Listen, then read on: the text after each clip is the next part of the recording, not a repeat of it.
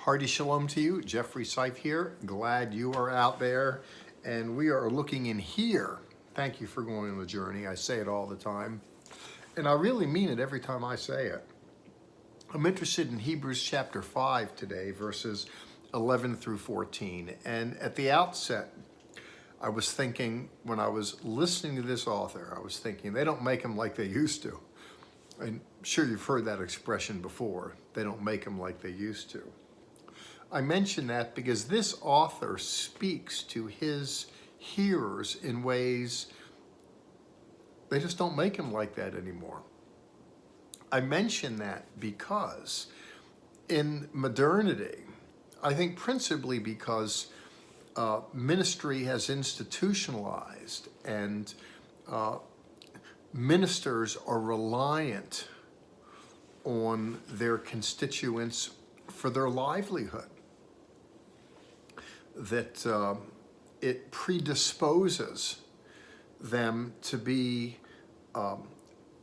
less prophetic than they might otherwise be. That is, to call it out, to just be willing to confront and insult on occasion, albeit gently and appropriately. Many don't develop the skills to do that, principally because they're busy endeavoring to build a coalition and make nice. Those pressures are there.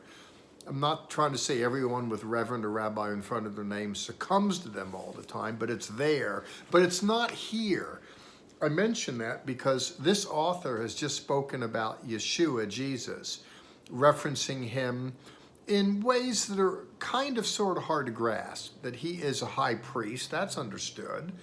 We can wrap their arms around that conceptually, but he's a high priest according to the literature just before, according to the order of Melchizedek, which is a little harder to grasp. There's less text about that, save in Psalm 110 and in Genesis 14. That's it.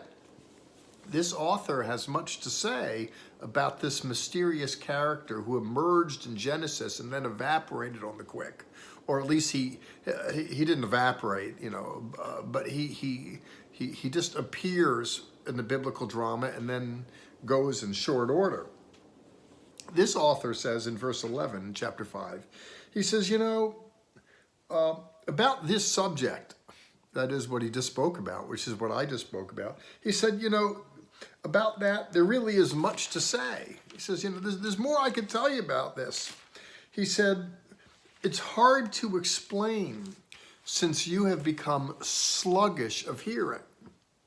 I really like to tell you more, but you just, for various reasons, your senses are dulled. I don't think that you have the capacity to grasp what I want to tell you. That's what he says, in effect.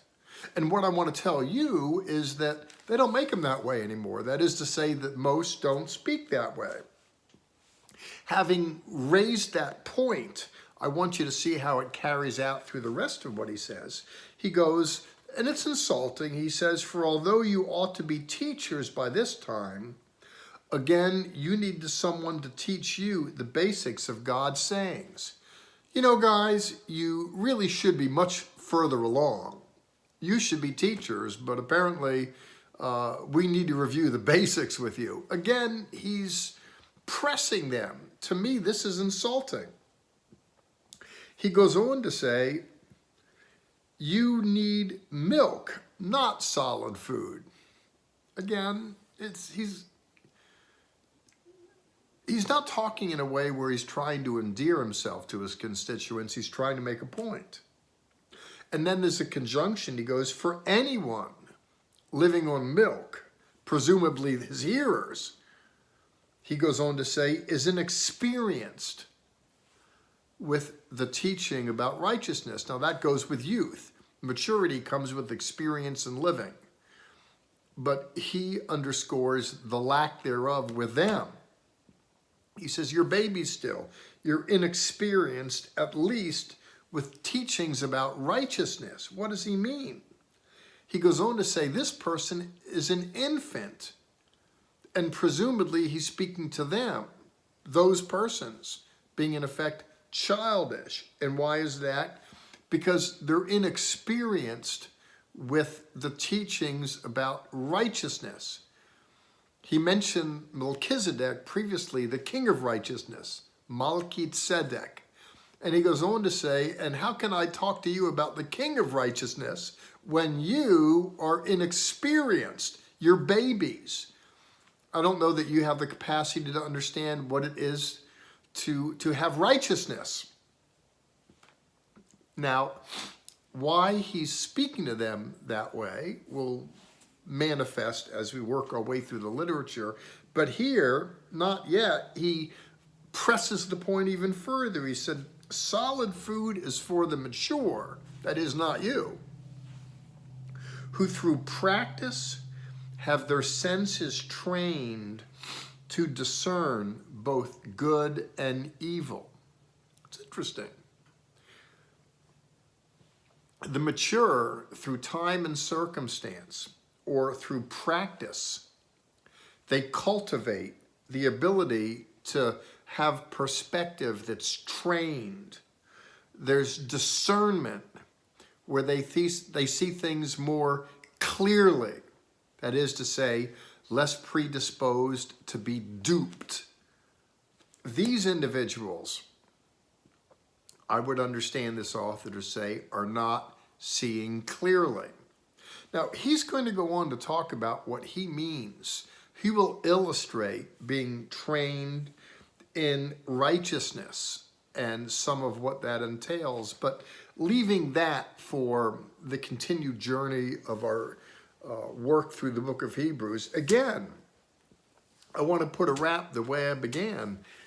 They just don't talk like this anymore, but sometimes we really need to hear it. Now, what I want to commend to you is the notion of having faculties trained to be able to distinguish. The kind of disciplines that go along with being a disciple are not covered in just going to church on Saturday or Sunday. And it's, there's 168 hours in a week, and cultivating the senses.